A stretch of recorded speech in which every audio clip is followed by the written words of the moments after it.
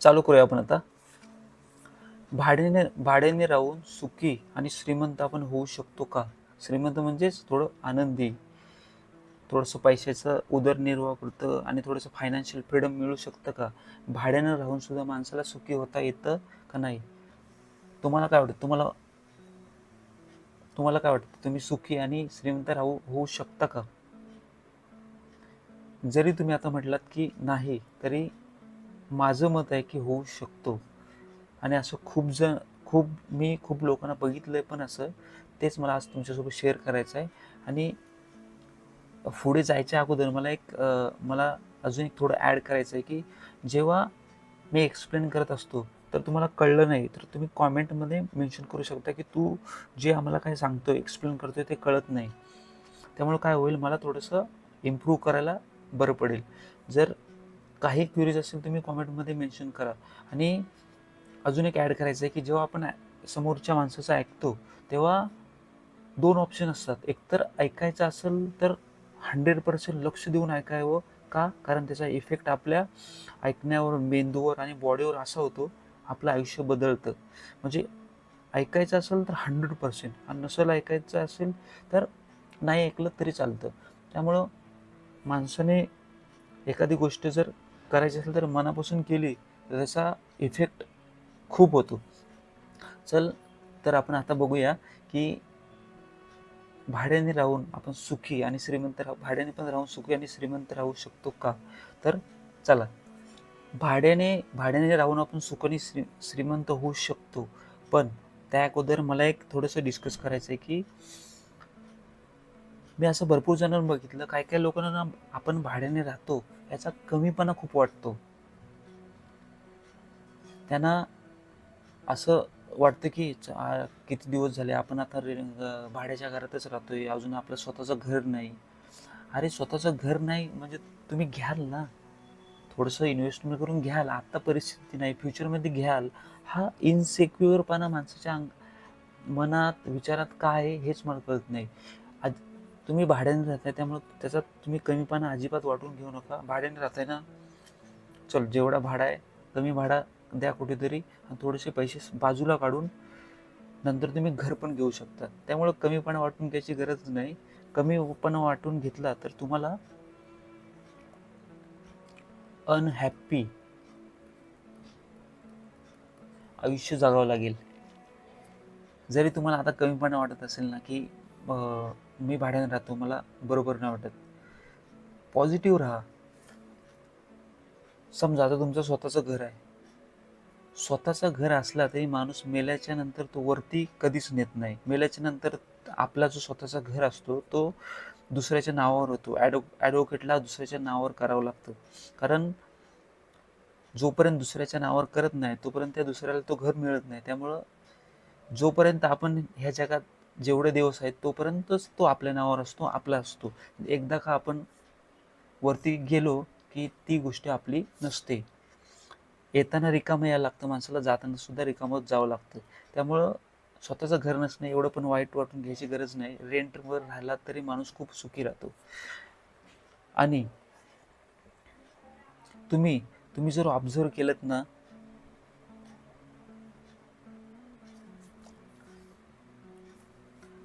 तुम्हाला काय वाटतं की ज्याचं स्वतःचं घर आहे तो खुश आहे का?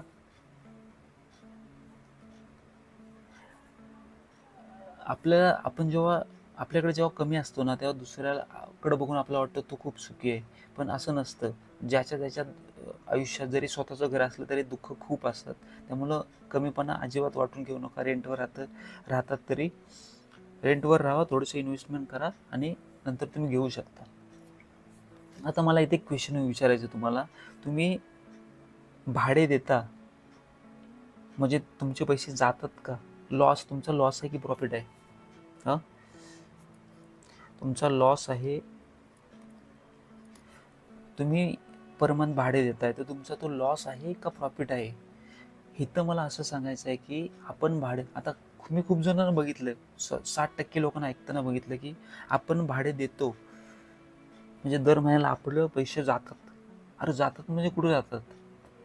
तुम्ही भाडे देता म्हणजे तुम्ही तुमचं जेवण, तुमचं झोपण्याची सोय, तुमचे कपडे, तुमचं काय घरातलं सगळं सामान हे तुम्ही आपण फुटपाथवर ठेवून जो रेंट देतात तो दुसऱ्या घराचा रेंट थोडी देतोय आपण. म्हणजे तिथल्या काही सुविधा आहेत, तिथे राहतो म्हणजे आपण तिथे राहतो म्हणजे त्याच्या सुविधा सगळ्या आपण सर्व्हिसेस घेतोच. त्यामुळे रेंट आपण देतोय म्हणजे असं समजू नये की आपले पैसे जातात, आपला लॉस आहे. This is not our loss, this is nil. Nil म्हणजे काय? तुम्ही पैसे दिले, पर मंथ दिलेत 5,000 रेंट आणि त्या बदल्यात तुम्ही दर महिन्याला तिथे राहताय, म्हणजे that is not our loss और that is not our profit, that is zero. म्हणजे तुम्ही रेंटनी राहताय, त्याचे पैसे दिलेत, तुम्ही सर्व्हिस घेतली, पैसे दिले, झिरो. त्यामुळं भाड्याने देताय म्हणजे आपले जातात नाही, तुम्ही त्याची सर्व्हिस घेताय. तर असू दे ना, तुम्ही भाड्याने राहताय, पण तुम्ही भाड्याने राहून, जसं मी मागे बोललो, छोटे छोटे पैसे साईडला काढा. काढायची सवय ठेवा, नंतर आपोआप छोटंसं एक घर घेण्याची क्षमता तुमच्यात येईल. प्रॉब्लेम काय होतो, जेव्हा माणसं स्वतःच्या परिस्थितीच्या बाहेर रेंट देतात ना, नाही नाही मला ना 2 BHK मध्ये राहायचं आहे, 1 BHK मध्ये राहायचं आहे. म्हणजे परिस्थिती असते 5,000 द्यायची, पण रेंट म्हणजे हौसेच्या नादात 10,000 तिथे रेंट द्यायचा. त्यामुळं प्रॉब्लेम काय होतो, माणसाकडे घर घ्यायची नंतर परिस्थितीच येत नाही, कारण पैसेच राहत नाहीत. आता भाड्याने राहून तुम्ही कसं सुखीने श्रीमंत होऊ शकता, मी शॉर्टमध्ये सांगतो तुम्हाला कसं तुम्ही होऊ शकता श्रीमंत. आता इथे बघा, समायोजन म्हणजे काय? समायोजन म्हणजे भाड्याने राहून जर तुम्हाला सुखी, श्रीमंत आणि स्वतःचं एक मस्त नंतर घर घ्यायचं असेल तर तुमच्याकडे समायोजन पाहिजे. व्हॉट इज मिनिंग ऑफ समायोजन? समायोजन म्हणजे, हे तुम्हाला ऑलरेडी माहीत आहे तरी पण का सांगावं लागतं, की माणसाला ना रोज थोडंसं पॉझिटिव्ह गोष्टी कानावर यावंच लागतात. आपण म्हणतो की काय रोज चांगलं ऐकायचं, रोज चांगलं ऐकूनच चांगलं होत असतं, माइंडला थोडी सवय लागते. समायोजन म्हणजे काय? Adjustment. what adjustment you are willing to do to get what you want in future. If you want really happiness, what sacrifices you are willing to make. समायोजन म्हणजे तुम्ही आयुष्यात काय ॲडजस्टमेंट करायला तयार आहात, ज्या कारणाने तुम्ही रेंटवर सुद्धा राहून सुखी राहून श्रीमंत बनू शकता. तर तुमच्याकडे ॲडजस्टमेंट करायची काय ही आहे. तर समजा आता तुम्हाला वाटतं मी 10,000 ऐवजी 5,000 रेंटवर सुद्धा राहू शकतो, 6,000 रेंटवर राहू शकतो, 4,000 रेंटवर राहू शकतो. पण एखाद्या मित्राचं ऐकून, नेबरचं ऐकून, नाही पाहुणे राहुणे आले तर काय होईल, आपलं 1 BHK घर पाहिजे किंवा 2 BHK घर पाहिजे. तर तुम्हाला वाटत असेल रेंटवर राहून नंतर मला स्वतःचं एक भविष्यामध्ये आरामात 20-30 वर्षानंतर छोटंसं का होईना घर घ्यायचं असेल, तुम्ही रेंट आहे ना, छोटं रेंट जिथं मिळेल कमी अमाऊंटचं ते बघा. 1 BHK तुम्हाला 6-7 हजारमध्ये पण मिळू शकतो एकदा साध्या एरियात, किंवा 4,000 मध्ये 1 RK. आता तुम्ही एखाद्याला बोललात ना 1 RK एवढ्याशा छोट्याशा घरात, आणि मला राहायला सांगतो 1 RK मध्ये, माझी परिस्थिती काय सांगतो तू. तर ॲक्च्युअलमध्ये जर तुमचं भागत असेल 1 RK मध्ये, एक हॉल, एक किचन आणि एक बाथरूम, माणसाला राहायला जास्त काय लागत नाही, फक्त माणसाने हाऊस वाढवून ठेवले आणि त्यामुळं माणसाचा लोड फिटत नाही आणि घरात चिडचिड, भांडणं, ह्या सगळ्या गोष्टी 70% चालूच आहेत. त्यामुळं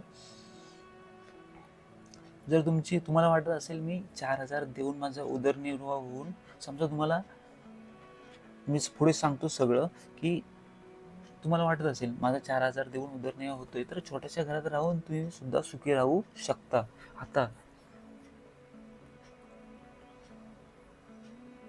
आता आपण एकदा क्विक रिव्ह्यू करू.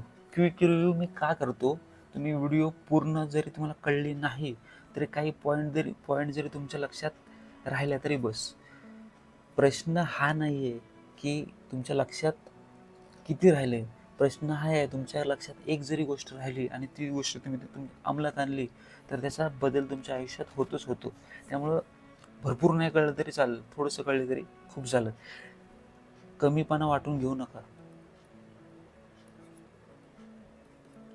कमीपणा अजिबात वाटून घेऊ नका. रेंटवर राहताना राहावा रेंटवर, आणि थोडेसे पैसे सेव्हिंग करा. भविष्यामध्ये घरासाठी ते पैसे साठतील.